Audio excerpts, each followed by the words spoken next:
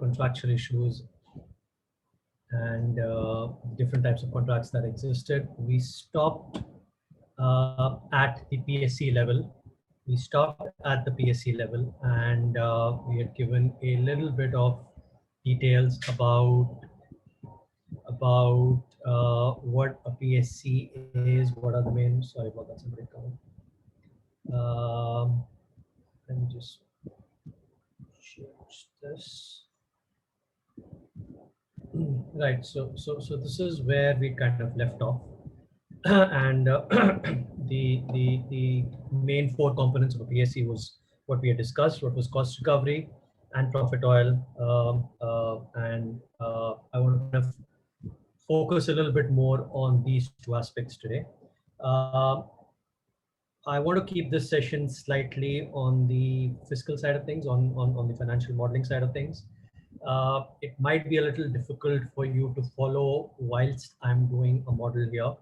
The first couple of slides, I'll do it on the presentation. Thereafter, I'll send a dummy economic model to everybody, so you can play around with that while we're actually working on it. A word of caution and a request to all the participants here, and Nishant, this is something that you might want to tell others as well. The economic model is something that I have prepared. It's not to be kind of openly circulated and sent around. Please utilize it as for well, educational purposes only. That model will not be able to work in a professional setting.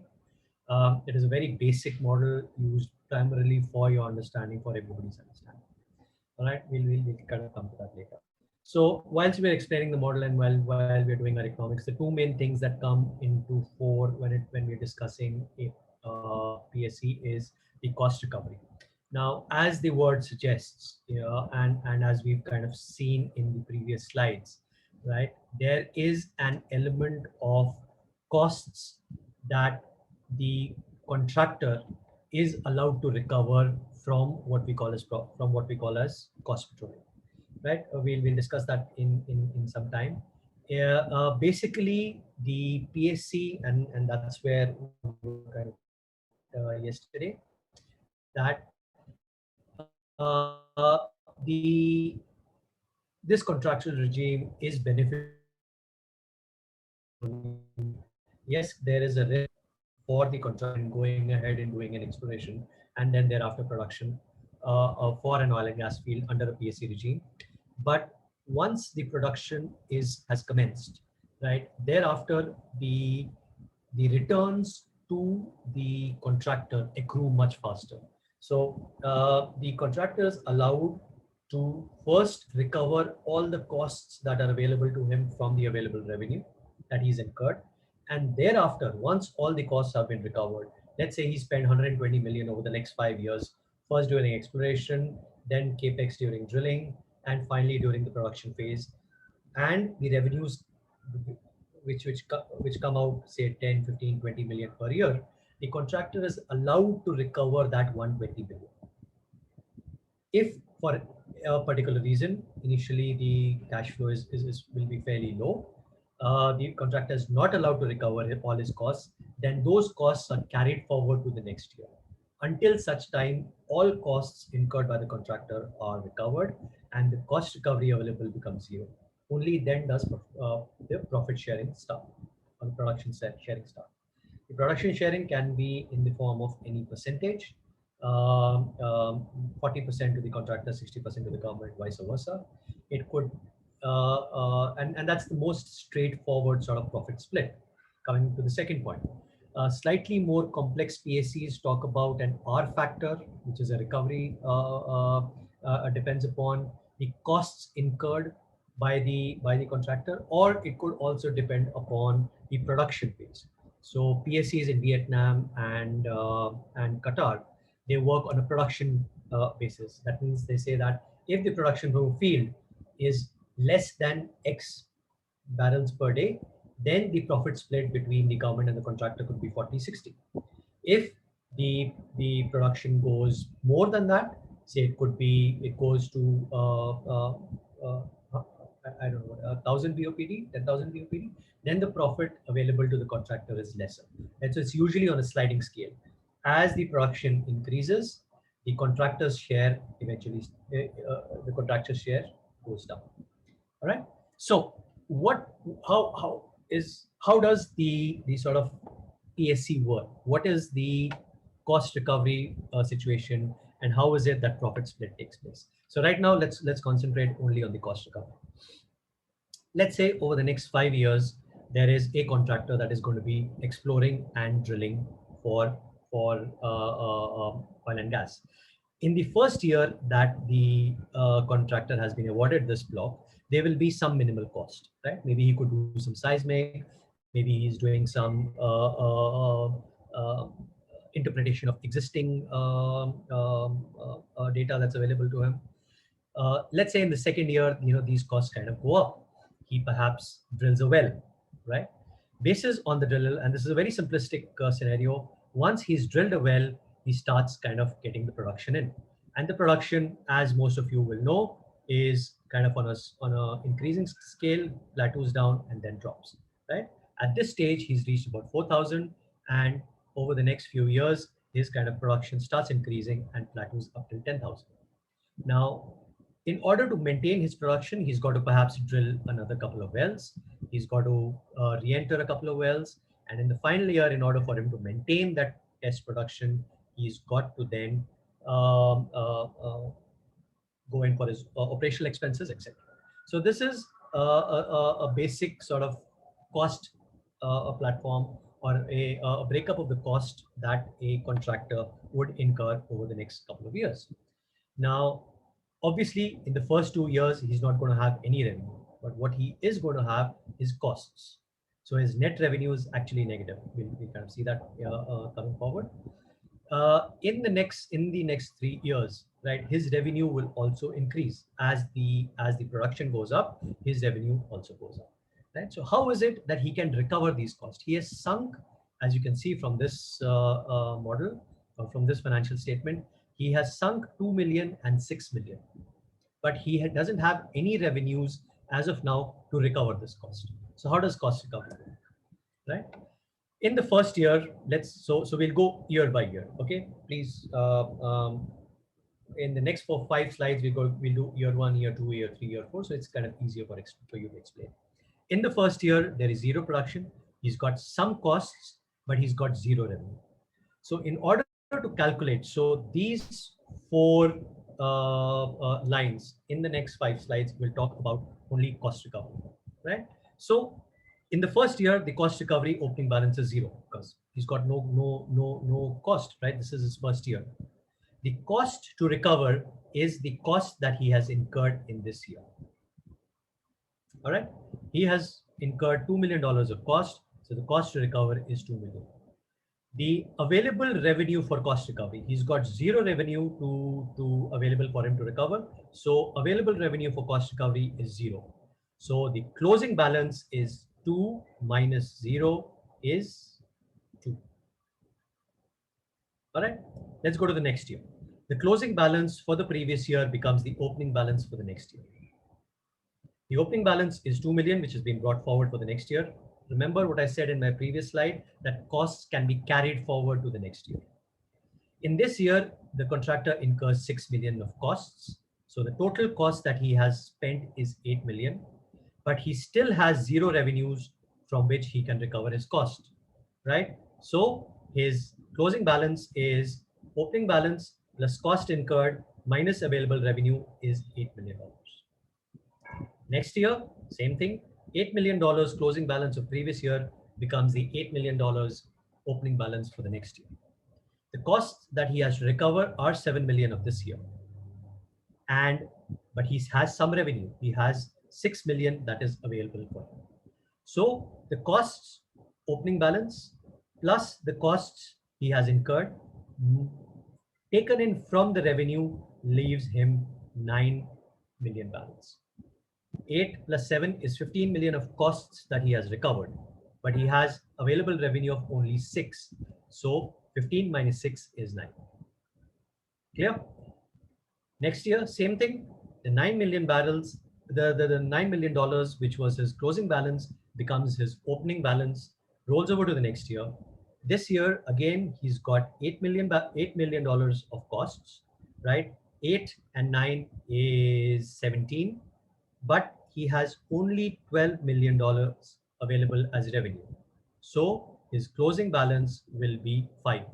8 plus 9 is 17. 17 minus 12 is 5. Next year, his closing balance becomes his opening balance for the next year. As always, the cost that he has incurred in this year is $4 million. Total cost incurred is 4 plus 5 plus 4, 9. But he has got 20 million barrels, $20 million of available revenue. So his revenue is more than the costs. In all these cases, if you would have seen, the revenue is less than the costs, right? But in this case, his revenue is greater than the cost, so his closing balance becomes 0. That means the contractor has recovered all the costs that he had incurred in the previous 4 years from the revenue that is available for him, what was available for him for cost recovery. And at this point, profit sharing will begin. As of now, at this point, the contractor has available resources in order for him to go in for cost recovery. Excuse All me, right? sir. Anji. Sir, closing balance is always in terms of profit for the contractor? No, closing balance is always in terms of the net costs that are yet to be recovered. Okay. After Okay. after including all the expenses. All the expenses of this year and the previous year, Previous year. and Yes. when they are netted off against the revenue generated in this year, this is still the costs that the contractor has yet to recover. Okay. Okay. Okay. Yes, sir. In any year, if the revenue is more than the total costs, that means he has recovered all his costs, and at this point, the cost recovery begins. So once the contractor recovered all the cost, then the profit sharing model starts. Correct. Correct. Oh, thank you, sir. Thank you. Now I'm going to share a model right now with every one of you. But before we get on to the official model, start playing around with it, I want to ask if um, did everybody understand this? Are there any queries about cost recovery and cost sharing? No, sir. It's easy to understand. Yeah, we can understand. Thank you. So given that, let us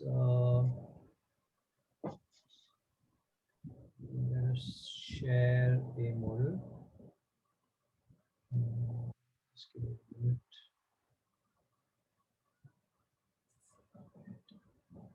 Draft model. I've sent this model to you. Please see if you all have received it. If you have, then you can either open it or you can kind of wait for me to start playing around with it, and then we can input the numbers. Sorry, how do I share? Just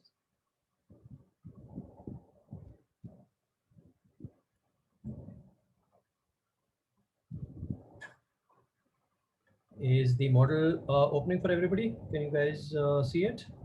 It's going to ask you to update some numbers. Please click don't update and then and then open the file. Just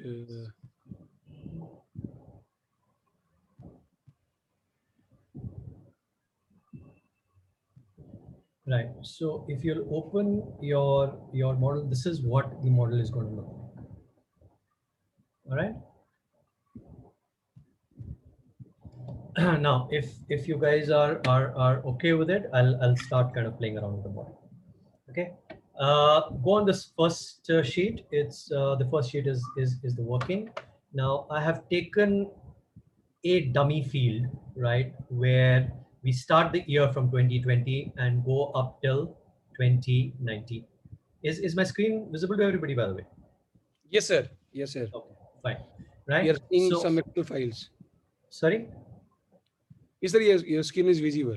Well, so what I've kind of done here is that I've taken any sort of dummy field, and what and I've given it a production profile which says that in the first 2 years there will be no production. Starting 2020, the production is slowly going to increase from 1,000 barrels of oil per day, 5,000, and then gradually plateau to 10,000.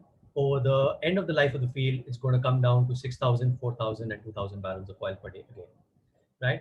If you kind of convert that into annual production, million barrels, then it's about 400,000 barrels in year 2022.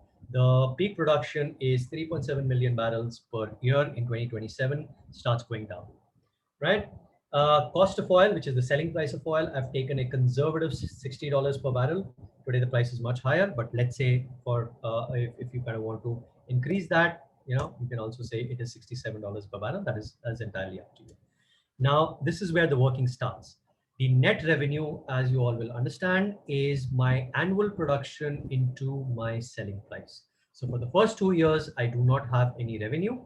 In year 2022, I produced 400,000 barrels of oil per day into $67 per barrel, gives me $24.5 million revenue. This goes up to 122 million. It plateaus to around 245 million, starts coming down at the end of the life cycle. All right. Now, if you remember the kind of working that I had for my PSC, the first thing that goes out is the royalty to the government. I've taken a flat 5%. It could vary 5, 7, 10%. This kind of depends upon you. If you want to play around, you can also say 7% or 5%, whatever you feel like, right? So the net after royalty is basically 95% of this cost, which is, let's say 122 million minus 5% of 122 million gives me 116 million. This here, right here, is my net after royalty that's coming. Okay. Now, basis the capex, I've just put in any sort of capital expenditure profile. I say that in the first year, while I'm doing some studies, etc., I spend about 1 million. In the second year, I conduct some seismic. I have to spend 12 million. In the third year, I drill a well, 20 million. In the next year, I drill a well and I lay down my pipelines. That's 25 million. And thereafter, I do not have any capital expenditure. The sort of pipelines are laid, the wells are drilled, everything is going on the dory. Obviously, in reality, this will be very different. The capex will be much higher. You don't start production from the second year. It takes you about 2 to 3 years to explore, to develop, and then finally get to the production phase. I have taken a standard sort of $2 per barrel operation OPEX. You can change that, depends upon what your feasibility is. And as obviously for the 2 years that I do not have production, my OPEX is going to be zero. As the production goes on increasing, my OPEX also goes on increasing. And this here is my total cost, which is my OPEX plus CAPEX. Now here we are going to come down to the sort of model which I had shown to you previously, and we'll see how it actually works in a real sense. Might be slightly confusing because there's an actual working model. If is anything you do not understand, please stop me right here. Right? As I'd said, right? Okay, as I'd said, the opening balance at any given year is going to be zero. The costs that you have to incur are the total costs that you have incurred in this year. The costs that you would recover obviously come in from the fact that you do not have any revenue. So your costs that you can recover are zero, and your closing balance thus becomes your costs to be recovered, costs that you have to recover. This might be slightly easier for you guys to see. Is better?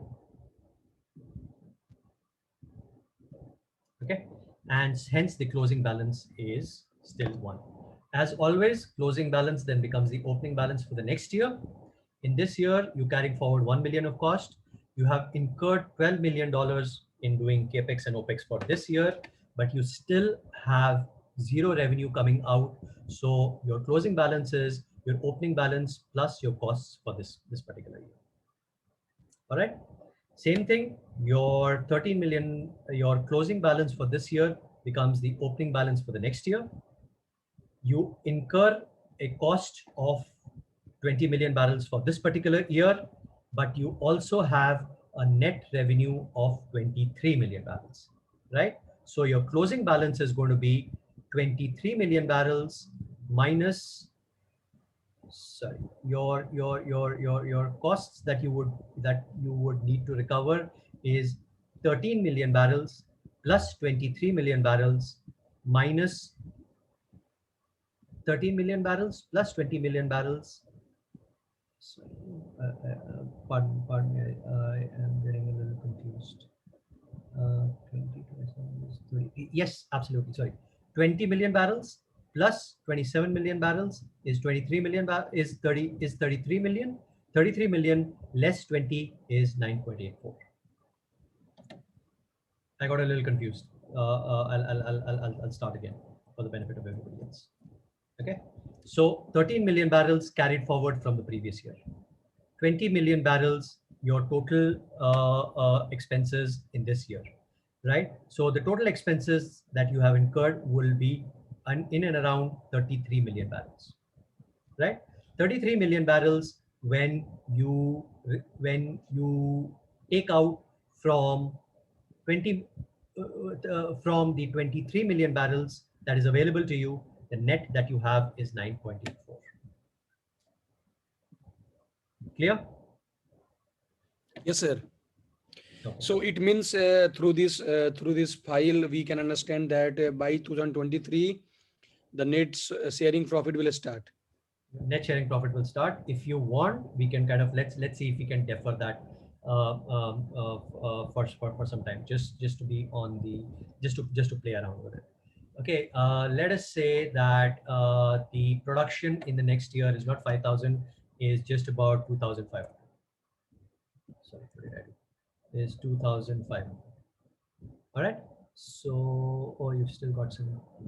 Let's say it's 12.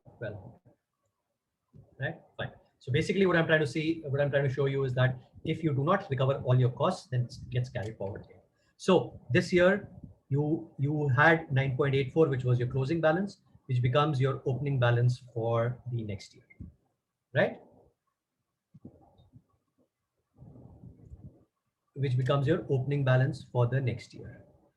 You incur 25 million. Your total cost that you incur this year is about 25.9 million barrels, right?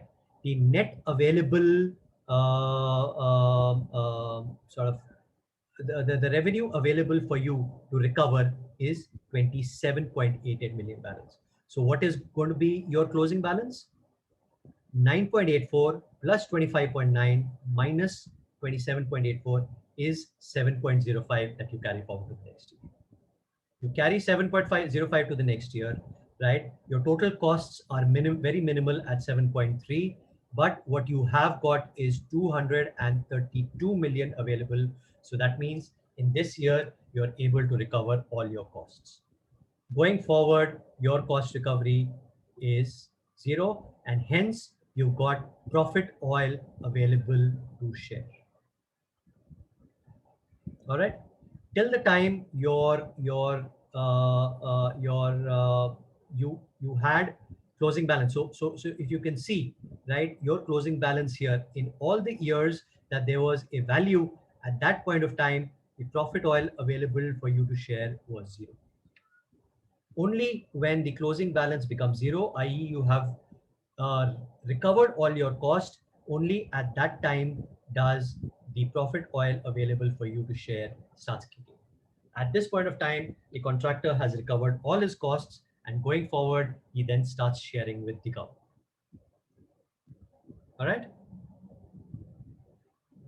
I have kept a very simplistic 40% profit oil. From the available profit oil that is available to share, the contractor gets 40% of that, and that is his net profit oil to the contractor. Okay. Now, in my previous slide, I had told you about the beauty of the PSC, that the PSC allows the contractor to recover his costs, right? So whatever money that he has spent as costs for doing exploration and production activities in this particular field is now also treated as an income and a revenue for the contractor. Does that make sense? That not only is the contractor getting the profit oil, which is his share from the net revenues, but because he has incurred those costs on behalf of the government, he is entitled that revenue. So his revenue then becomes not only the costs that he has incurred on behalf of the that he has sort of been getting as profit oil, but also the cost recovery. So the cost recovery will start accruing to the contractor, and this is his total revenue, which is which is an addition of the profit oil available to the contractor and the cost recovery that he would get, and then this becomes his net cash flow. Fair enough. Now, any doubts, any questions on how cost recovery is calculated, and most importantly, how is the profit sharing then shared with the government, and how is the profit sharing of the contractor then translates into the net revenue?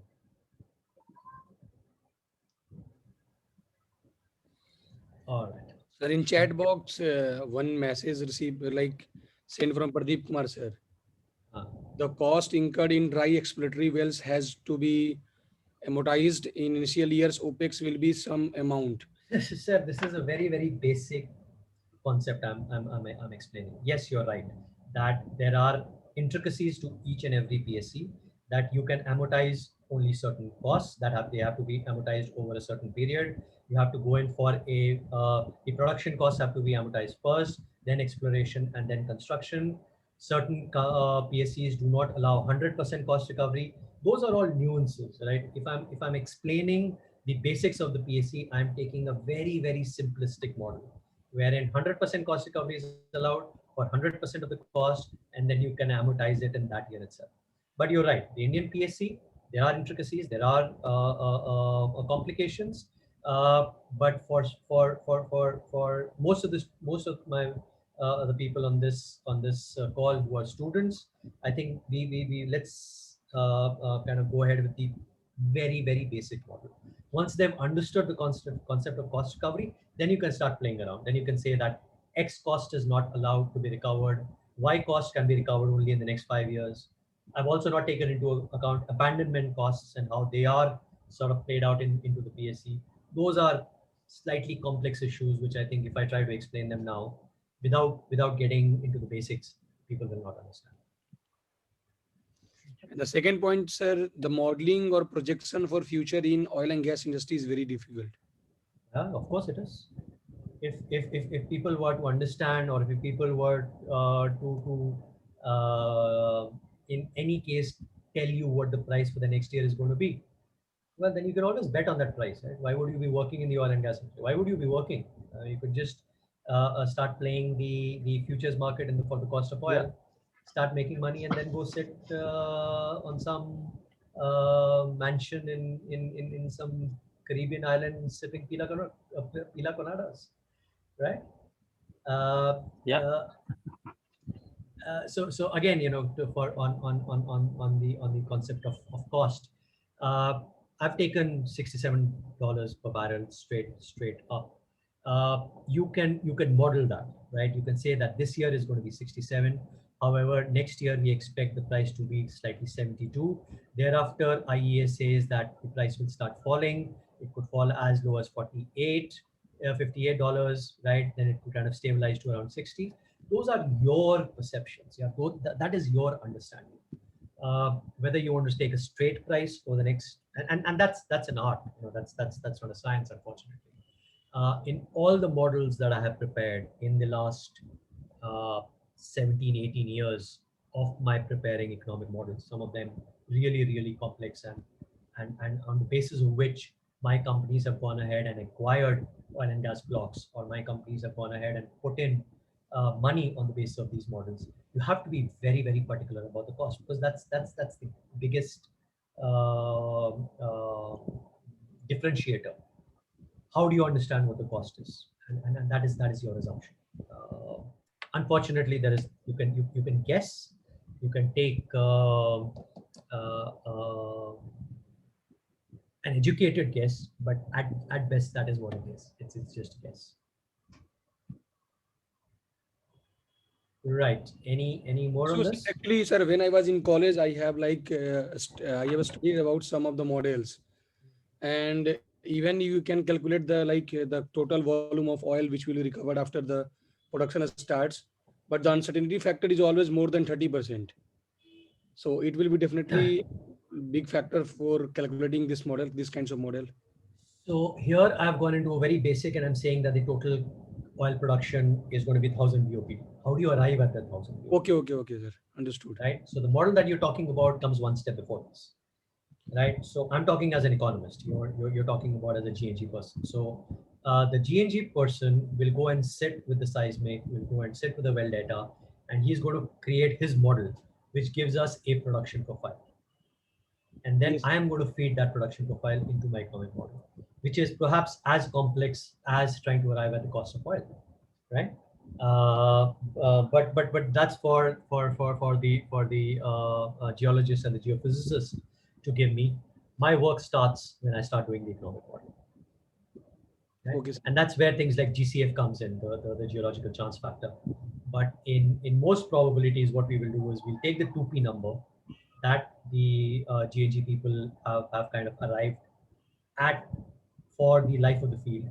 And then we will distribute that 2P and say that we're going to recover 100% of the 2P reserves that have been estimated over a course of 20 or 25 years, depending upon. And here's something that you've got to realize, right? As each fiscal regime is different in each country, every well is also different. Every field will behave differently. So all these are very, very simplistic. But once you start doing it in real life, you'll realize that there's just so much of moving parts that it's difficult to understand. All right. Yes, sir. Good. So what we could kind of now do is, on the basis of this model, I go and this is the kind of output that my model gives me, right? I can then plot this model and then take it to any of my financial firms, any of my bankers. And if you look at what the previous model shows, this is exactly what we were saying, right? In the year 2020, so OPEX is this purple thing. In 2020, I have limited OPEX. In the years 2021, 2022, and 2023, the OPEX kind of goes up. However, at that particular point in time, I have got no revenues coming in, right? My revenue starts coming in only in the year 2021, right? Even though I'm getting a revenue in that year, actually, sorry, my revenue starts coming only in 2022. Both in 2021 and 2021, my revenue is zero, right? Although my revenue kind of shoots up in the years when my production is fairly flat, and this is the most important thing, my net cash flow does not go up. I'm having positive revenues in 2022 and 2023, but I'm having a negative cash flow. That is because in spite of the revenues that I'm generating, I'm still putting in money as part of my capex. My net cash flow or my free cash flow becomes positive only in year 2024. It kind of stabilizes, and then as with the production, it drops. Right? This, in short, is what my cash flow statement looks like. I'll have no revenues in the first few years, and because of that, I will have no income tax as well. My capital expenditure will start from year one. That is why my net cash flow is negative in the years in the first 3-4 years. However, it becomes positive only towards the end of the year, after which I have recovered all of my costs. Right? Now, how do you value this particular asset?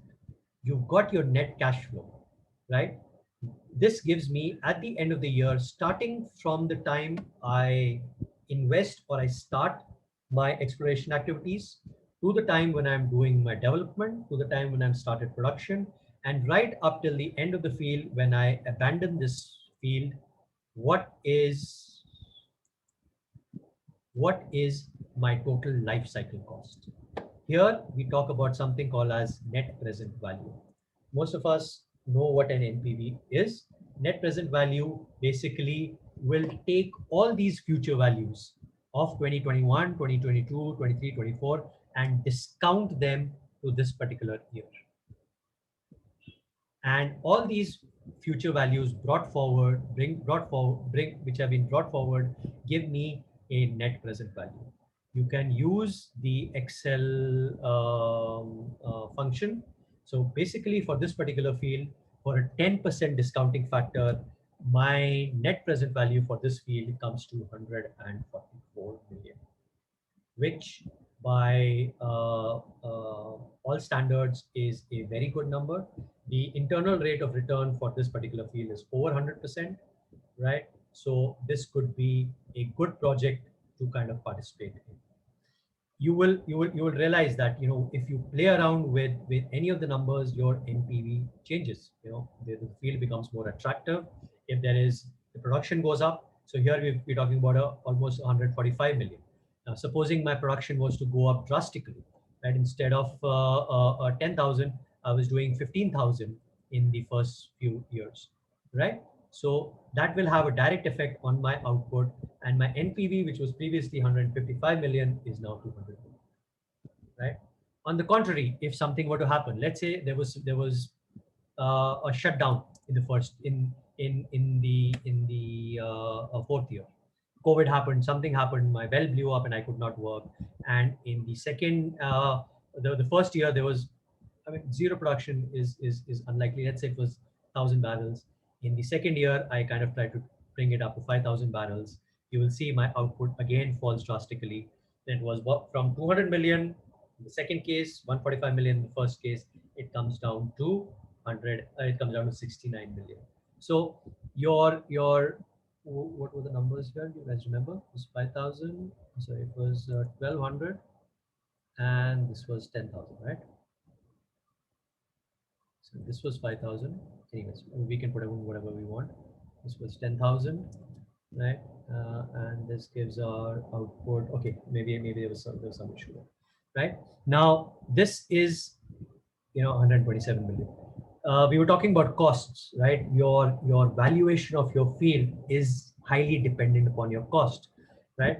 Here we've taken a fairly sort of a standard and a fairly aggressive outlook. Let's say everybody says that because of COVID, you know, the prices are going to be really low.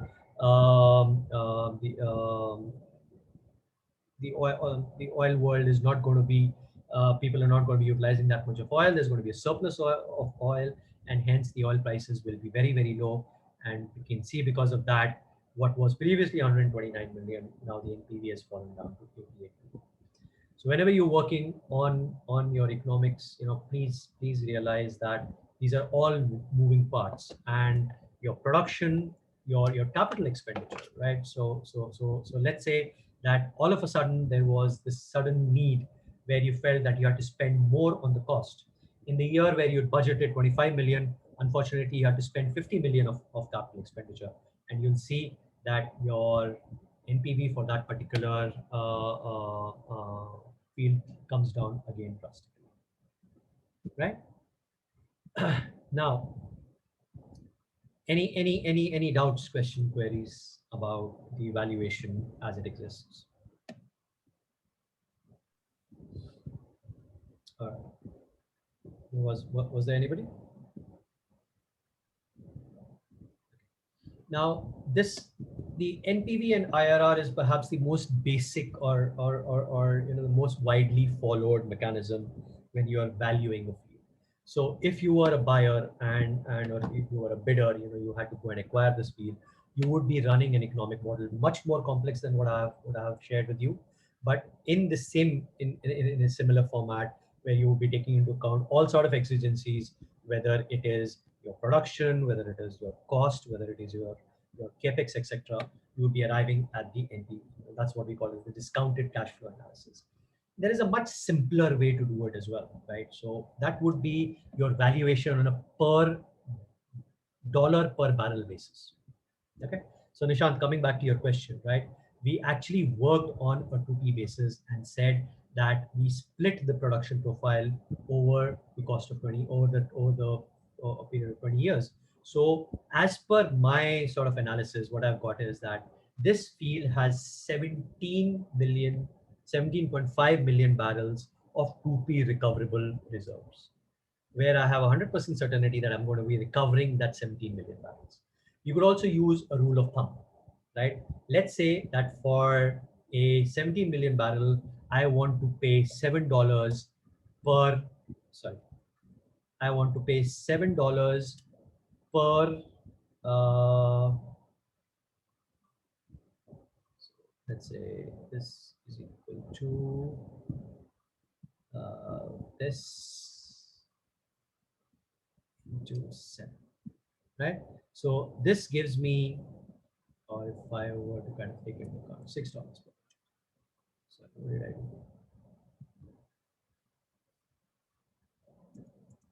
Right? If I were to use just a very basic sort of a formulation, and if I were to accord it $6 valuation, right, that gives me to some extent a dollar value, which obviously, as you can see, which differs slightly from the actual NPV of the field. But this is another way where you can do a very rough and dirty evaluation. You give a dollar sort of number to the recoverable reserves. You can risk it, say, that a 2P, you can risk it at 0%, 2C or 3P, you can risk it at slightly lower, and then you can arrive at a valuation. So whenever we kind of doing any evaluation, any analysis, this is the way we would be valuing the field. All right. Any doubts, any queries, questions on this? Sir, what is the realistic IRR we can expect? That's like saying what is the ideal sweetness in a gulab jamun? It varies, right? Certain places, or the ideal spiciness in a chaat, right? Some places will have very spicy chaat, some places will not. So there is nothing called as an ideal NPV or an ideal IRR. It will depend upon the project, right? So let's say there is a project in Iran, right? There you are fairly certain that you will get hydrocarbon reserves. But there is a huge risk when it comes to contractual issues. There's a huge risk when it comes to things like sanctions, etc., and the fact that you will not be able to pull your money down. So there you will have to go in for a higher IRR, right? Or ideally, a company would like to go in for a higher IRR, say anywhere about 70 to 80% rate of return. In a place like Nigeria, which is dangerous to work, where there is a physical threat to work, right? There again, you would want to go in for a project that gives you a much higher IRR. However, if you're working in a jurisdiction like Canada, right, where it's safe, where that there are no contractual issues, where there's no issues about repatriating your money, where both from a physical and a contractual point of view, it is a safe working environment, you can work for a much lower IRR. Companies would work for 15, 20% IRR. So it's got to be very specific to that project that you're looking at, and of course to the company. If a company is risk averse, they will look at a much higher rate of return. If a company has got cash and they are willing to take risks, they can work on much lower IRR as well. Also might be depend on the cost of the capital also, I guess. IRR is not dependent upon cost of capital. So the NPV will depend on the cost of capital. That is why we use we use a separate discounting factor of 10, 12, 8%. IRR is independent of discounting. It is okay.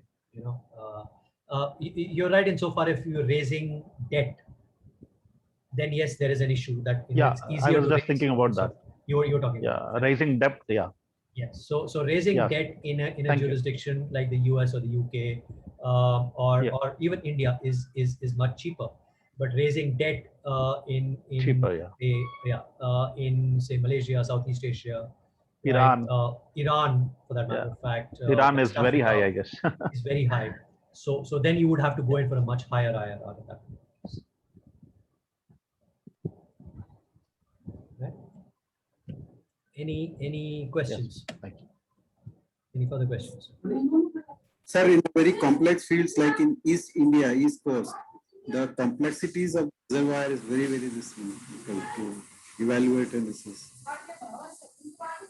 Not from an economic perspective, right? From a geological perspective, yes. How is it that you are going to actually model the production profile, right? Depending upon the reservoir characteristics, most of them are HPHT wells, high pressure, high temperature, right? There would be a lot of water cut, right?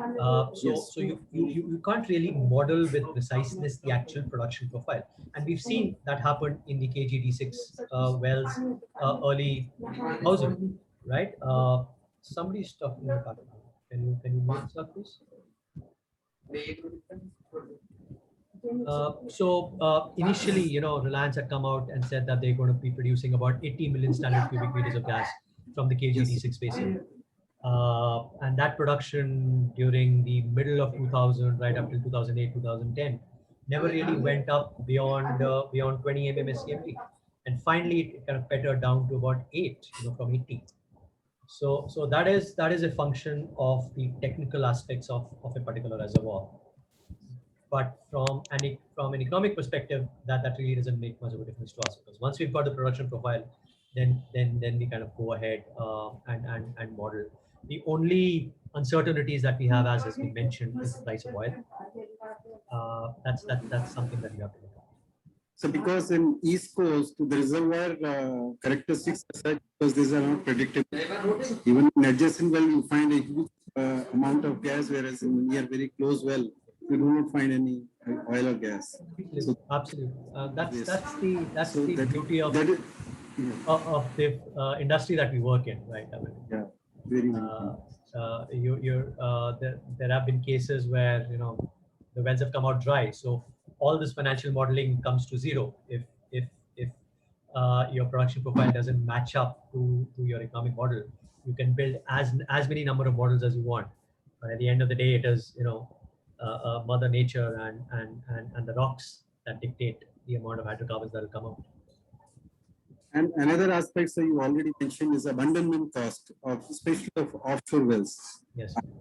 As far as I understand, only one field in the North Sea has been abandoned so far in the entire world. Correct. Actually, our aging fields, we have to project actual cost of abandonment, because you do not know the exact life of the field, and when you start abandonment, you cannot foresee the cost. Absolutely. So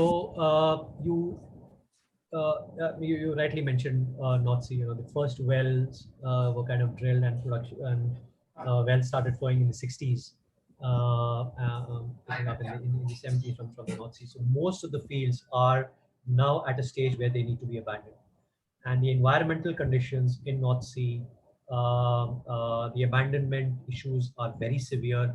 People have to kind of put in a lot of money. That is why a lot of these aging fields, the Witch Farm, etc., all these fields are being sold at much below their NPV values, because the current owners do not want to pick up abandonment costs, which are very, very severe. Just to kind of give you a highlight about how India kind of handles abandonment issue. The Indian PSCs had an option of creating an abandonment fund, where you could open that account, abandonment account, with any of the state banks in India, right? And every year during the life of the field, you could put in some amount, a couple of 1 million, 2.5 million, 3.5 million over the course of the life of the field. So that when the field is ending 20 years from now, you suddenly not hit with that abandonment cost. Because as we've seen, even in my model, towards the end, the net cash flow just tapers down, and it's not sufficient to provide for abandonment. So you can actually start feeding into an abandonment fund during the course of the field itself.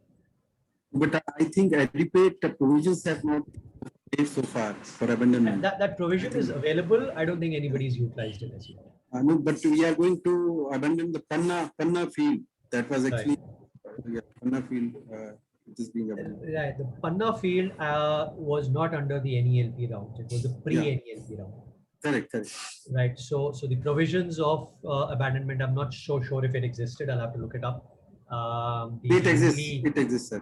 No, the obviously abandonment exists, but providing the abandonment fund, whether it was there or not, or whether and the thing is, it's optional. If a contractor wants to feed into that abandonment fund, he can, and it's not imperative that during the course of the field or the life of the field they need to make provisions for abandonment. So it's purely optional.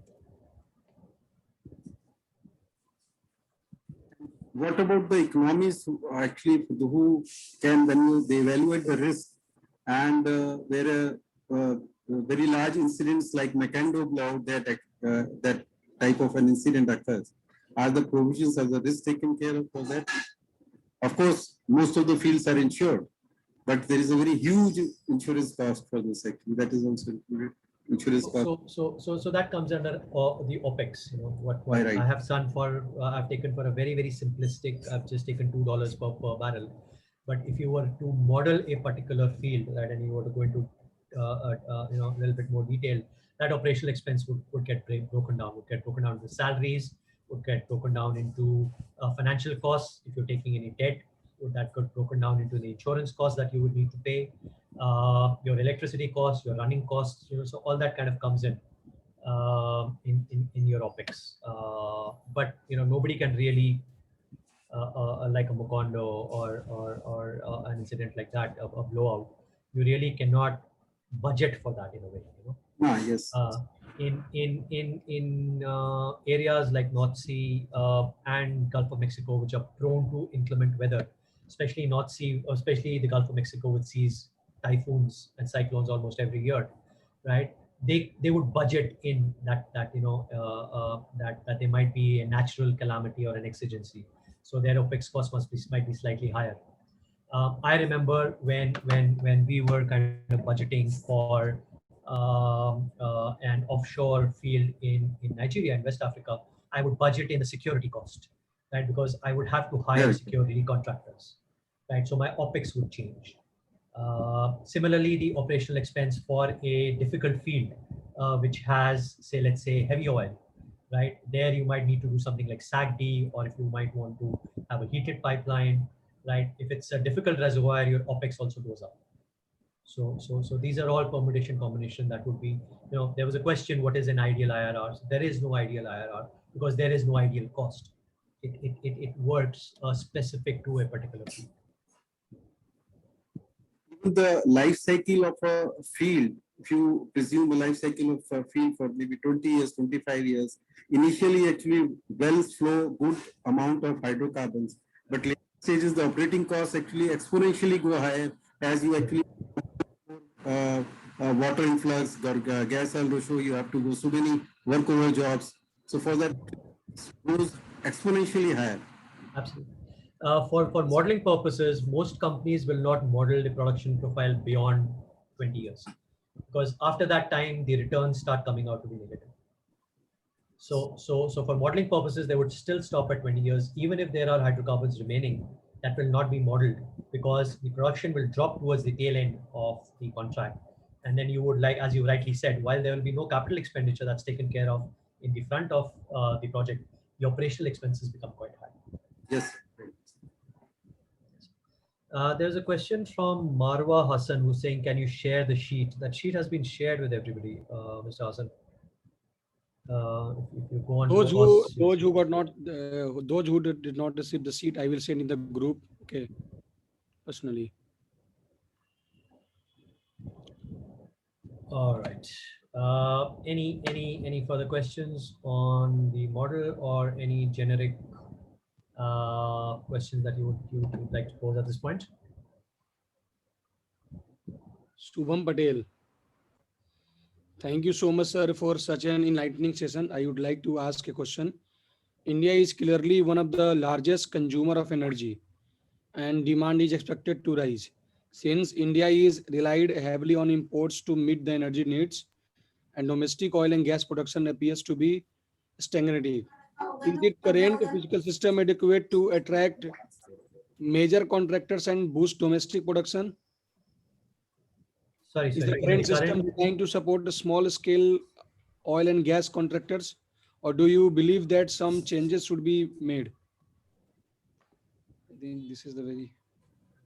I am not so sure I got the question. So basically, what the question was, whether the contractual regime in India supports or is favorable towards small scale oil and gas contractors. I think Yes, sir. yes. I think yes. In my yesterday's lecture, I had kind of explained that the countries which have more stringent contracts are the ones which have much higher reserves because they are blessed with oil and gas. Unfortunately, India does not have that abundance. I mean, yes, my geological friends will say that there are a lot of undiscovered reserves, and there are basins in India where exploration work has not been done. I think only India produces only from three of the discovered basins, and there are still about 5 basins which are yet to be where there is no exploration work. So in my mind, and I'm sorry to say that India does not possess the rocks or the geology which can produce a lot of oil and gas, right? We as a nation, if we had the geology and if we had, because technology is not a problem, right? We've got one of the finest national oil companies in the world. IOC is a brilliant company. We've got top companies like Cairn, Reliance, BP, exploring for oil and gas in India, but the production is very limited, especially in oil. Of our total consumption of 5.4 million barrels of oil per day, just about 700,000 is produced locally, out of which the bulk of it, 80% comes from 2 fields, Bombay High and MBA in Rajasthan. So India needs to have a contractual regime that is very, very beneficial for exploring oil and gas, which it is. Especially for smaller contractors, the discovered small fields is very it is very lenient. It's very encouraging towards small oil and gas players. So let's hopefully we should have more production coming in within India. I want to add a few things to Kapoor Saab's comment, because yes, I knew coming. I knew you would have something to say on this. Yeah, because see, the actually system is regulations are quite liberal. We attract small, but we actually are so cost incentive, cost intensive, that small operators cannot enter. That is the biggest problem. Especially in offshore. Especially in offshore. In offshore, I agree. I mean, the cost of drilling offshore are horrendous. I don't know what the day rate for a drilling rig is, but I'm presuming it's around $40,000, $45,000 a day. If you were to go in for a drill ship or a semi-submersible, that could go as high as $150,000 per day. Your offshore well cost could be anywhere around $15 million. So it's not for smaller players. The discovered small fields, yes, they are for smaller players. But the issue then again comes out, sir, that is an entrepreneur who has money, and let's face it, there are a lot of people in India who have the money and the wherewithal to get into oil and gas. But do we really have the geology enough for them to attract them? Which I think is the issue. Yeah, we rarely have triple P reservoirs. Actually, we don't have. Right. Any other questions, comments? Sir, hello, sir. Yes. Sir, this is a basic question actually. Sir, so once the field is identified, so how it is getting sold to contractors, sir? It's not sold, at least in the Indian perspective, there is a bidding that takes place. Right. So the government identifies by means of longitudes and latitudes, mostly latitudes, a certain section with whether in the sea, under the sea, or on ground, and it notifies that as a block. Most of these blocks have some amount of exploratory work done. That means that the seismic has been conducted, either 2D or 3D. Certain fields which have been abandoned by previous owners also have some exploratory work done. So there is some seismic data that is available for each block. The government then puts out that data for any of the interested bidders. The interested parties will then evaluate that data. Their geologists will kind of create a production profile. Economists like myself will create an economic model. And then the bidders will go ahead and bid for that particular. So it's an open bidding round. There is a sort of and the bidding is such that whichever company can give the maximum returns to the government is then allocated as the bidder. Supposing you and I are both interested in an offshore block, and you say that I'm going to give X million to the government, and I say I'm going to give 0.9 X million, and the government says that if I give this award this field to Vignesh, my returns will be higher. So hence that field is awarded. Yes, sir. Thank you, sir. Thank you. Sure. Any other queries?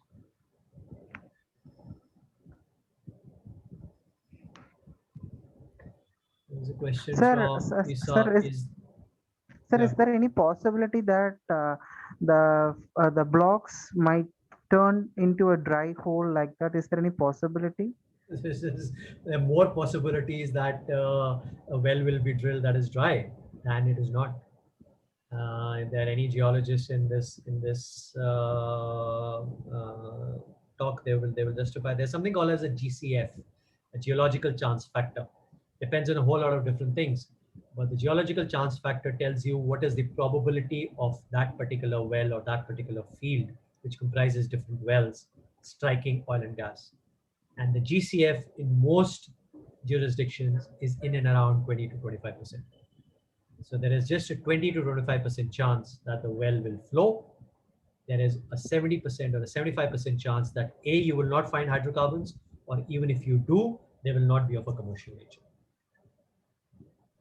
Sir, is there possible, sir, then how the company will take the amount that they have incurred in doing the process of exploration? They lose it. They lose it. If a well turns dry, then whatever money that the company has spent on it, they lose it. That's why the oil and gas world is so much fun, my friend. That there is a 75% chance that you will fail. There is a 75% chance that you will not just lose a couple of 100,000, but you will lose millions. But here's the thing: in that 25% chance where you will make money, you will make billions. That is what gets people excited into the oil and gas industry. That is why there are geologists who try to kind of keep improving the chance factor. There are drilling engineers who try to ensure that the wells are drilled in the most optimal fashion. That the wells are not expensive. That more amount of money can be saved. But yes, it is a very, very risky business.